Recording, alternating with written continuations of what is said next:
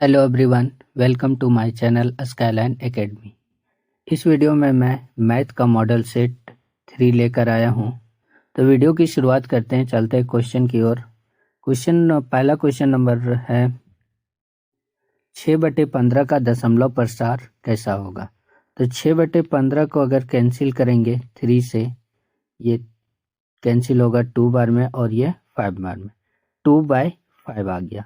Okay, तो denominator में देखते हैं कि 5 के फैक्टर में आ रहा है, तो इसका जो दशमलव प्रसार होगा वो शांत होगा, ऑप्शन ए हो जाएगा।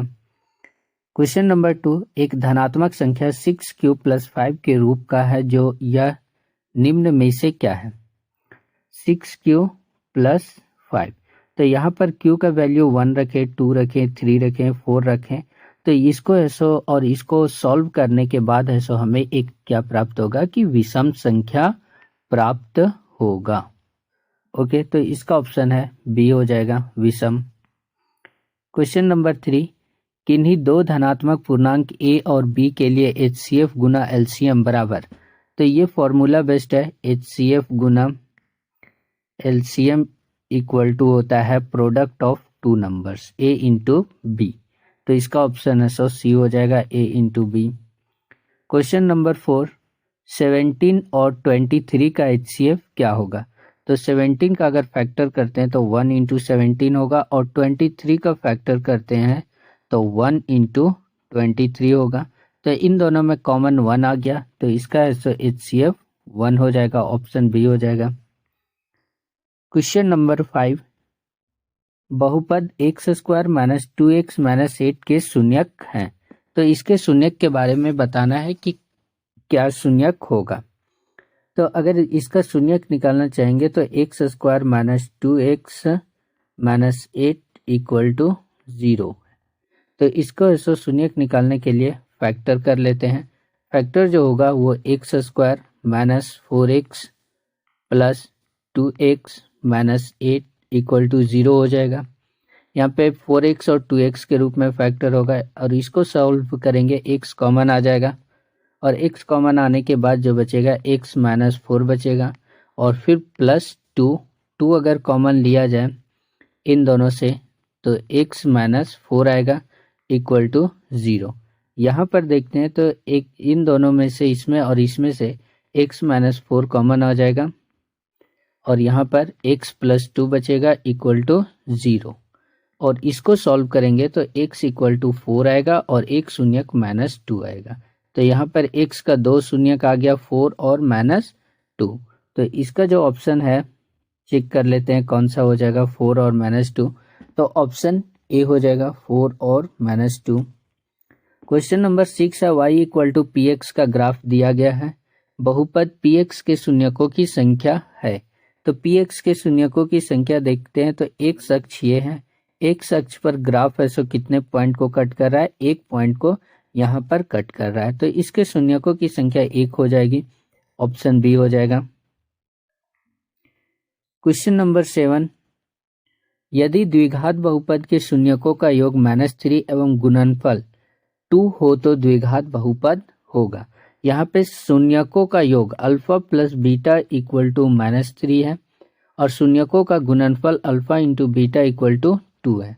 तो अगर द्विघात बहुपद लिखना है तो इसके लिए है सो फॉर्मूला होता है x² - alpha + beta x + alpha × beta.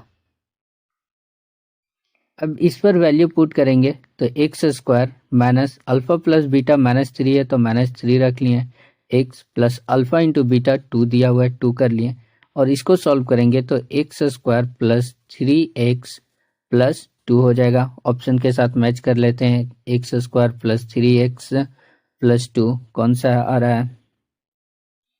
तो इसका ऑप्शन ए हो जाएगा, x² + 3x + 2। क्वेश्चन नंबर 8, समीकरण युग्म 2x + 3y + 4 = 0 तथा 6x + 9y + 11 = 0। तो इसमें इन दोनों का क्या बोला है कि इसका ऑप्शन है अद्वितीय हल होगा, अनेक हल होगा, कोई हल नहीं होगा, 2 हल होगा। तो इसको सॉल्व करने के लिए हम लोग है सो यहाँ पर दो समीकरण दिया हुआ है, तो इन दोनों समीकरणों में a1 by a2 equal to b1 by b2 equal to c1 by c2 करके सॉल्व करेंगे। तो अगर ऐसा कंडीशन चेक कर लेते हैं क्या क्या कंडीशन आ रहा है। यहाँ पर a1 का वैल्यू जो है वो 2 है, तो 2/6 हो जाएगा इक्वल टू 3/9 हो जाएगा इक्वल टू 4/11। अब इसको चेक करते हैं, तो ये 1 और 3 बार में कैंसिल, ये 1 और 3 बार में कैंसिल, ये कैंसिल नहीं होगा। यानी कि ये जो कंडीशन आएगा a1/a2 equal to b1/b2 is not equal to c1/c2 होगा। और इस कंडीशन में रहने से ऐसा इसका कोई हल नहीं होगा, कोई हल नहीं। ओके, तो ऑप्शन के साथ मैच कर लेते हैं, कौन सा ऑप्शन मैच कर रहा है इसके साथ। तो इसका जो है ऑप्शन हो जाएगा कोई हल नहीं होगा, ऑप्शन सी हो जाएगा।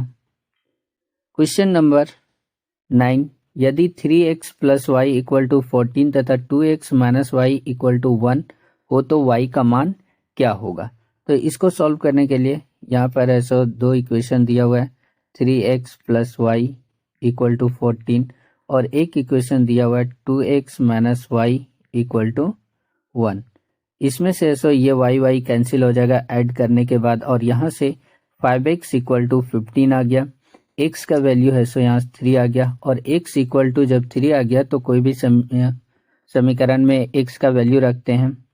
तो समीकरण 2 में रख लेते हैं 2x minus Y equal to 1, इसमें x का वैल्यू रखेंगे 2 into 3 minus Y equal to 1, और इन दोनों को मल्टीप्लाई करेंगे 6, y को राइट हैंड साइड लेके आएंगे तो y हो जाएगा, और इस 1 को लेफ्ट हैंड साइड लेके जाएंगे तो 6 माइनस 1 इक्वल टू y हो जाएगा, और यहाँ से y का वैल्यू है सो 5 आ जाएगा। ओके, तो जब y का वैल्यू 5 आ जाएगा तो ऑप्शन के साथ मैच करवा लेते हैं, इसका ऑप्शन देखते हैं। यहाँ पर ऑप्शन सी में 5 है तो ये ऑप्शन हो जाएगा। क्वेश्चन नंबर 10, वह समीकरण युग्म जिसका कोई हल नहीं होता है क्या कहलाता है। तो जिसका कोई हल नहीं होता है उसको हम लोग असंगत बोलते हैं, ऑप्शन बी हो जाएगा।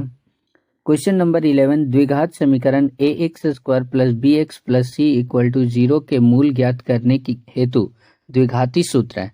द्विघाती सूत्र को यहाँ पर लिखना है, तो द्विघाती सूत्र जो होता है -b plus minus root under b² minus 4ac divide by 2a। तो ऑप्शन के साथ मैच करवाते हैं, कौन सा आता है। ऑप्शन यहाँ पर डी हो जाएगा, ये मैच कर रहा है तो इसका ऑप्शन डी।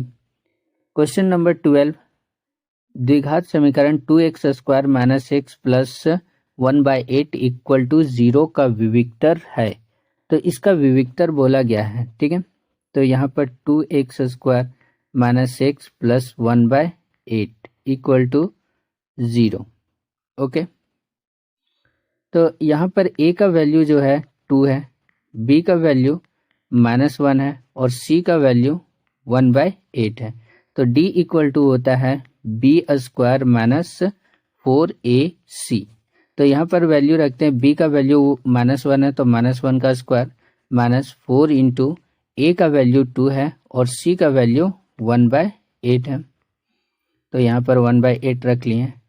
अब इसको सॉल्व करते हैं, तो 4 से ये 8 कैंसिल 2 बार में, और 2 से 2 कैंसिल। अब इसका -1 का स्क्वायर 1 और -1 आ गया और इसका वैल्यू 0 आ गया, यानी कि d इक्वल टू यहाँ पर इस क्वेश्चन का सो 0 आ जाएगा। इसका ऑप्शन है सो डी हो जाएगा। क्वेश्चन नंबर 13, द्विघात समीकरण का अधिकतम घात होता है। द्विघात समीकरण, यहाँ पर द्विघात समीकरण बोला गया है, तो द्विघात समीकरण ऊपर में ही देख सकते हैं, ये द्विघात समीकरण का एग्जाम्पल है। तो इसका अधिकतम घात कितना हो रहा है, 2 हो रहा है, ऑप्शन सी हो जाएगा। क्वेश्चन नंबर 14, द्विघात समीकरण 2x² minus 5x plus 3 equal to 0 के मूल हैं। इसके मूल बताना है कि मूल कितना कितना आएगा। मूल निकालने के लिए हम लोग जो द्विघात समीकरण है उसको 100 फैक्टर करते हैं, इसको इरेज कर लेते हैं। तो यहाँ पर मूल निकालना है, इस इक्वेशन का निकालना है 2x² minus 5x plus 3 equal to 0। यहाँ पर इसको फैक्टर करते हैं तो ये जो आएगा 2x square minus 2x minus 3x plus 3 equal to 0 हो जाएगा। फिर इन दोनों से अगर कॉमन निकालना चाहें तो 2x निकलेगा तो x माइनस 1 बचेगा, और इन दोनों से माइनस 3 कॉमन निकालेंगे तो x माइनस 1 बचेगा इक्वल टू 0। यहाँ से इसको अगर कॉमन निकालें x माइनस 1 को तो यहाँ पर जो आएगा 2x माइनस 3 इक्वल टू 0 हो जाएगा, और यहाँ से x इक्वल टू एक बार 1 आएगा और एक बार 3/2 आएगा, 2 शून्य यहाँ से आ जाएगा। तो 1 और 3/2 ऑप्शन के साथ मैच करवा लेते हैं। 1 और 3/2 ऑप्शन ए में है। क्वेश्चन नंबर 15, निम्नलिखित में कौन एपी है? एपी ज्ञात करने के लिए जो होता है सार्वअंतर सभी का समान होना चाहिए। तो ऑप्शन 1 चेक करते हैं तो 6 में से 3 को माइनस करते हैं तो 3 आता है।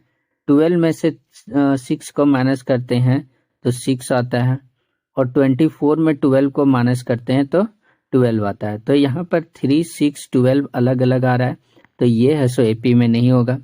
ऑप्शन बी चेक करते हैं, 3 में से 1 को माइनस करते हैं तो 2 आता है। 5 में से 3 को माइनस करते हैं 2 आता है। 7 में से 5 को माइनस करते हैं तो 2 आता है। सभी का सार्वअंतर सेम आ रहा है, 2 आ रहा है, तो इसका ऑप्शन बी हो जाएगा। फिर आते हैं क्वेश्चन नंबर 16 ये कह रहा है कि एपी 10, 7, 4 का 30वां पद है, 30वां पद ज्ञात करना है। तो हमें है सो यहाँ पर ए निकालना होगा। ए बराबर 10 दिया हुआ है, एपी में 10, ए इक्वल टू 10। डी निकालते हैं सार्वअंतर, तो 7 में से 10 को माइनस करते हैं तो यहाँ पर -3 आ जाएगा, और है सो एन इक्वल टू 30 दिया हुआ है। तो हमें जो फॉर्मूला होता है एनवा पद निकालने के लिए, ए एन बराबर a plus n minus 1 into d होता है। तो ए का वैल्यू यहाँ पर 10 है, प्लस एन का वैल्यू 30 है, 30 में से 1 माइनस करेंगे तो 29 बचेगा, और डी का वैल्यू -3 हो जाएगा। फिर इसको फर्दर सॉल्व करते हैं तो हमारे पास आ जाएगा 10 माइनस 29 को 3 से मल्टीप्लाई करते हैं तो यहाँ पर 87 आ जाता है, और 10 में से 87 को माइनस करेंगे तो -77 होगा। तो ऑप्शन के साथ मैच करवा लेते हैं। -77 कौन सा है? तो ऑप्शन है सो सी हो जाएगा। क्वेश्चन नंबर 17, एपी के प्रथम पद ए और अंतिम पद 11 है और उसके पदों का योग 30 है, तो पदों की संख्या होगी। यहाँ पर है सो पहला पद और अंतिम पद दिया हुआ है, तो और एसिन दिया हुआ है। एसिन दिया हुआ है 30, पहला पद दिया हुआ है ए बराबर 1, और अंतिम पद ए एन इक्वल टू 11 दिया हुआ है। तो एन का वैल्यू निकालना है कि एन इक्वल टू क्या होगा। तो हमें एस एन का फॉर्मूला जो है वो मालूम है कि एस एन इक्वल टू होता है n/2 into A plus A N. अब इस पर पुट करते हैं, एस एन का वैल्यू 30 है इक्वल टू n/2, ए का वैल्यू है सो 1 और ए एन का वैल्यू 11। सॉल्व करते हैं तो ये जो है 2 लेफ्ट हैंड साइड में मल्टीप्लाई में होगा, 30 into 2 equal to n into 12, और यहाँ से है सो 2 से ये 12 कैंसिल 6 बार में, और 6 और 30 कैंसिल 5 बार में, तो n इक्वल टू हो जाएगा 5। ऑप्शन के साथ मैच करवा लेते हैं। n इक्वल टू 5 कौन से ऑप्शन में आ रहा है? तो ऑप्शन है सो ए में 5 आ रहा है, ऑप्शन ए हो जाएगा। क्वेश्चन नंबर 18, समरूप त्रिभुजों की संगत भुजाएं होती है। तो समरूप त्रिभुजों की संगत भुजाएं समानुपाती होती है, ऑप्शन बी हो जाएगा। क्वेश्चन नंबर 19, दो समरूप त्रिभुजों की भुजाएं 4 और 9 के अनुपात में है, इस त्रिभुज का क्षेत्रफल है। तो इसका क्या करना है कि भुजाओं का अनुपात दिया हुआ है, तो 4 का स्क्वायर और 9 का स्क्वायर कर देंगे, दोनों को रेशियो में रखेंगे। तो ये 4 का स्क्वायर 16 और 9 का स्क्वायर 81, तो इसका जो रेशियो हो जाएगा 16:81, यानी कि ऑप्शन डी हो जाएगा। क्वेश्चन नंबर 20 में है, एबीसी में AB equal to 62 centimetre, AC equal to 12 centimetre और BC इक्वल टू 6 सेंटीमीटर है, तो कौन B है? तो यहाँ पर ऐसा इस क्वेश्चन में ऐसा मिस्टेक लग रहा है, ए बी का वैल्यू यहाँ पर 62 सेंटीमीटर दिया हुआ है, तो ये कुछ डाटा मिस प्रिंट है, इसका ऐसा आंसर सही से नहीं आ रहा है। ओके, बढ़ते हैं आगे नेक्स्ट क्वेश्चन की ओर। क्वेश्चन नंबर 21, किसी बिंदु की y अक्ष से दूरी उस बिंदु का कहा जाता है।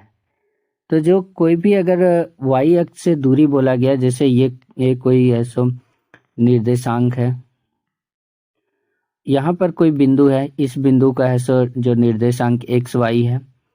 अब यहाँ पर ये एक्स वाई है, तो y अक्ष से दूरी बोला गया है, तो इस y अक्ष से दूरी अगर देखेंगे तो इसका दूरी इस बिंदु तक का ऐसा x की दूरी होगी, यानी कि x का जो निर्देशांक होगा वही दूरी होगा।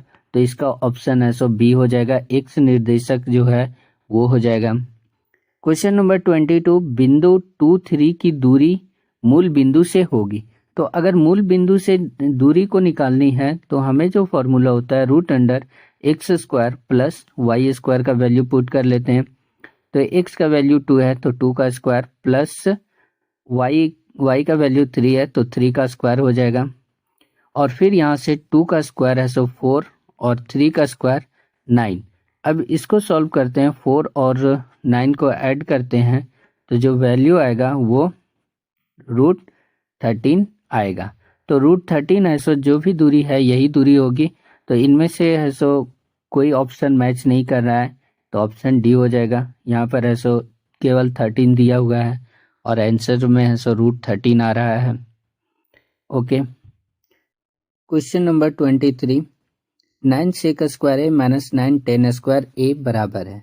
ओके, तो इसको सॉल्व करते हैं। तो 9 इंटू सेक स्क्वायर ए होता है 1 प्लस tan स्क्वायर ए होता है इसका फॉर्मूला, माइनस 9 tan स्क्वायर ए हो जाएगा। उसके बाद फिर है सो इसको सॉल्व करेंगे तो 9 plus 9 tan square a minus 9 tan square ए, और माइनस 9 tan स्क्वायर ए और प्लस 9 tan स्क्वायर ए जो है वो 0 हो जाएगा, तो इसका वैल्यू 9 आ जाएगा। ऑप्शन बी हो जाएगा। ओके, बढ़ते हैं नेक्स्ट क्वेश्चन की ओर। Question number 24, tan 26 degree divide by cot 64 degree. यहाँ पर जो क्वेश्चन है tan 26 degree divide by cot 64 degree. तो यहाँ tan 26 डिग्री को हम लोग लिख सकते हैं cot 90 degree minus 26 degree. Okay, divide by cot 64 degree. और इसको फर्दर सॉल्व करेंगे तो cot 90 में से 26 को माइनस करेंगे तो 64 degree divide by cot 64 degree, और ये ऊपर नीचे कैंसिल होकर वैल्यू 1 दे देगा। तो इसका ऑप्शन है सो डी हो जाएगा 1। उसके बाद question number 25, tan x equal to 1 हो तो x का मान होगा। तो tan x में किसका वैल्यू है, सो कौन से एंगल का वैल्यू 1 होता है, तो 45 डिग्री का वैल्यू 1 होता है। tan 45 degree equal to 1। Question number 26 है कि एक ठेकेदार बच्चों को खेलने के लिए 1.5 मीटर ऊंचा एक फिसलन पट्टी लगाती है जो भूमि के साथ 30 डिग्री के कोण पर झुका हुआ है। फिसलन पट्टी की लंबाई होगी। तो जो फिसलन पट्टी कुछ इस प्रकार से रहती है, तो फिसलन पट्टी की ये है बच्चों के लिए, तो जो ऊंचाई है वो 1.5 मीटर है, और जो फिसलन पट्टी के साथ भूमि का एंगल है 30 डिग्री है। तो फिसलन पट्टी का है सो यहाँ पर निकालना है कि उसकी लंबाई कितनी होगी। ओके, तो ए बी सी कुछ इस प्रकार है। तो यहाँ पर ए सी का वैल्यू निकालना है, एंगल है सो यहाँ पर थीटा दिया हुआ है। तो अगर ये एंगल सी है तो सामने इसके सामने वाली भुजा ए बी लंब और ए सी कर्ण हो जाएगी। तो यहाँ पर जो फॉर्मूला लगेगा sin 30 डिग्री इक्वल टू लंब बटे कर्ण। लंब है सो 1.5 है और कर्ण है ए सी है। sin 30 डिग्री इक्वल टू होता है 2, 1/2। ओके, तो यहाँ पर 1.5 डिवाइड बाय ए सी, और इसको क्रॉस मल्टीप्लिकेशन करते हैं तो यहाँ से ए सी इक्वल टू इसको मल्टीप्लाई करेंगे तो हमारे पास 3 आ जाएगा, यानी कि इसका आंसर है सो 3 मीटर हो जाएगा। Option b. Question number 27 cos 90 degree minus a का मान होता है। तो cos 90 डिग्री माइनस थीटा जो होता है वो साइन थीटा होता है, तो इसका ऑप्शन सी हो जाएगा साइन ए। क्वेश्चन नंबर 28 वृत्त तथा उसकी स्पर्श रेखा के उभयनिष्ठ बिंदु को कहते हैं। वृत्त तथा उसकी स्पर्श रेखा, कोई वृत्त है, इस वृत्त का स्पर्श रेखा के साथ है, सो इस बिंदु को क्या कहा जाता है? तो स्पर्श बिंदु कहा जाता है। स्पर्श रेखा, स्पर्श बिंदु हो जाएगा। ठीक है, तो यहाँ पर है सो इसका बी हो जाएगा। क्वेश्चन नंबर 29 एक बिंदु ए से जो एक वृत्त के केंद्र से 13 सेंटीमीटर दूरी पर है, वृत्त पर स्पर्श रेखा की लंबाई 12 सेंटीमीटर है, वृत्त की त्रिज्या है। तो यहाँ पर एक वृत्त है, इस प्रकार से वृत्त से जो स्पर्श रेखा और केंद्र से जो दूरी दी हुई है वो इस प्रकार दी हुई है। अगर है सो वृत्त का केंद्र O है और स्पर्श रेखा PA है, तो यहाँ पर वृत्त के केंद्र से 13 सेंटीमीटर दूरी है, तो ये जो OP की दूरी 13 सेंटीमीटर हो जाएगी और फिर है सो यहाँ पर स्पर्श रेखा की दूरी 12 हो जाएगी AP। तो यहाँ पर त्रिज्या का वैल्यू निकालना है। त्रिज्या का वैल्यू OA इक्वल टू हो जाएगा, यहाँ पर जो एंगल A है वो 90 डिग्री होगा। क्यों? क्योंकि स्पर्श रेखा और त्रिज्या आपस में लंब होती है। तो पाइथागोरस थ्योरम लगाएंगे, तो OA equal to root under 13 का स्क्वायर माइनस 12 का स्क्वायर हो जाएगा, और 13 का स्क्वायर है सो 169 होता है और 12 का स्क्वायर 144 होता है। 169 में 144 को माइनस करते हैं तो रूट 25 आता है और यहाँ से इसका वैल्यू 5 सेंटीमीटर हो जाएगा। तो ऑप्शन के साथ मैच करवा लेते हैं, ऑप्शन सी है सो 5 सेंटीमीटर यहाँ पर दिया हुआ है। क्वेश्चन नंबर 30 है किसी बाह्य बिंदु से वृत्त पर कितनी स्पर्श रेखाएं हो सकती है? तो वृत्त पर अगर कोई भी बाह्य बिंदु से स्पर्श रेखा खींची जाएगी तो उस बिंदु से सिर्फ 2 ही स्पर्श रेखा खींची जा सकती है, ऑप्शन ए हो जाएगा। क्वेश्चन नंबर 31 अर्ध त्रिज्या वाले अर्धवृत्त का परिमाप है। तो यहाँ पर अर्धवृत्त का परिमाप पूछा गया है। ओके, इस क्वेश्चन को ध्यान से देखिए। अर्धवृत्त का परिमाप और अर्धवृत्त की परिधि में अंतर होता है। तो यहाँ पर अर्धवृत्त का जो परिमाप होता है वो इस प्रकार से होता है। तो जो अर्धवृत्त का है सो परिमाप जो होता है परिधि में है सो इस व्यास को जोड़ दिया जाता है। तो अर्धवृत्त की परिधि जो होती है 2 पाई r होती है और इसके साथ है सो d ऐड हो जाता है। d यानी कि है सो 2r ऐड हो जाएगा। तो यहाँ पर है सो जो ऑप्शन देखा जाए इसका ऑप्शन सी होना चाहिए। यहाँ पर है सो 2 रहेगा, तो 2 पाई r प्लस 2r ये ऑप्शन हो जाएगा, ऑप्शन सी। क्वेश्चन नंबर 32 केंद्रीय कोण थीटा और r त्रिज्या वाले त्रिज्यखंड का क्षेत्रफल है। तो त्रिज्यखंड का क्षेत्रफल होता है theta by 360 degree pi r square. तो theta by 360 degree pi r square match करवा लेते हैं, इसका ऑप्शन ए हो जाएगा। क्वेश्चन नंबर 33 14 सेंटीमीटर त्रिज्या वाले वृत्त के उस चाप की लंबाई क्या होगी जो केंद्र पर 90 डिग्री कोण अंतरित करती है? तो चाप की जो लंबाई होती है, अगर लंबाई निकाला जाए तो इसका फॉर्मूला आता है theta by 360 degree 2 pi r, ये होता है। तो अब यहाँ पर वैल्यू पुट करते हैं। थीटा का वैल्यू 90 डिग्री है, divide by 360 degree into 2 into pi का वैल्यू 22/7 हो जाएगा और r का वैल्यू 14 सेंटीमीटर दिया हुआ है। तो इसको सॉल्व करते हैं इंटू 14। तो ये 90 और 360 4 बार में कैंसिल, 2 से ये 2 बार में कैंसिल, 7 से ये और 14 2 बार में कैंसिल, 2 से 2 कैंसिल, यानी कि इसका वैल्यू 22 आ गया। अब 22 सेंटीमीटर है सो ऑप्शन में मैच करवा लेते हैं, ऑप्शन है सो सी 22 सेंटीमीटर। क्वेश्चन नंबर 34 यदि घन का आयतन 216 सेंटीमीटर क्यूब हो तो घन का किनारा होगा। घन का आयतन जो होता है एक क्यूब होता है और इसका वैल्यू दिया हुआ है 216 है सो क्यूब निकालते हैं तो यहाँ पर 6 का क्यूब आता है। तो a इक्वल टू हो जाएगा 6, a का वैल्यू है सो यहाँ से 6 आ जाएगा। तो इसमें है सो ऑप्शन बी हो जाएगा, 6 का क्यूब 216 होता है। क्वेश्चन नंबर 35 एक शंकु की ऊंचाई 12 सेंटीमीटर है तथा इसके आधार का व्यास 10 सेंटीमीटर है तो शंकु की तिर्यक ऊंचाई निकालनी है। तो तिर्यक ऊंचाई निकालने के लिए जो फॉर्मूला होता है रूट अंडर है so h square plus R square होता है। तो यहाँ पर h यानी कि ऊंचाई, शंकु की ऊंचाई, और है सो r जो है शंकु की आधार की त्रिज्या। तो यहाँ पर व्यास दिया हुआ 10 सेंटीमीटर, तो त्रिज्या जो है वो 5 सेंटीमीटर हो जाएगा, व्यास का आधा। तो अब वैल्यू पुट करते हैं, तो h का वैल्यू है सो 12 है, तो 12 का स्क्वायर प्लस 5 का स्क्वायर, और फिर इसको सॉल्व करते हैं। 12 का स्क्वायर 144 और 5 का स्क्वायर है सो 25। 144 और 25 को ऐड करते हैं तो 169 हो जाएगा, और यहाँ से है सो इसका वैल्यू 13 सेंटीमीटर हो जाएगा। तो ऑप्शन है सो इसका ए हो जाएगा, 13 सेंटीमीटर। क्वेश्चन नंबर 36 है, त्रिज्या 42 सेंटीमीटर वाले धातु के एक गोले को पिघलाकर त्रिज्या 6 सेंटीमीटर वाले एक बेलन के रूप में ढाला जाता है, बेलन की ऊंचाई होगी। तो इसमें है सो एक रूप से दूसरे रूप में चेंज किया जाता है, तो आयतन में कोई परिवर्तन नहीं होता है। तो गोले का जो आयतन होता है वो 4/3 पाई आर क्यूब होता है, इक्वल टू जो बेलन का आयतन होता है वो पाई आर स्क्वायर एच होता है। यहाँ पर है सो आर दोनों की त्रिज्या जो है वो अलग अलग है, ठीक है। तो पाई और पाई कैंसिल हो जाएगा। अब यहाँ पर है सो गोले की त्रिज्या दी हुई है, गोले की त्रिज्या है सो 42 है, तो इसको 42 का क्यूब हो जाएगा। और यहाँ पर है सो आर स्क्वायर यानी कि बेलन की त्रिज्या दी हुई है, तो 6 स्क्वायर इंटू एच।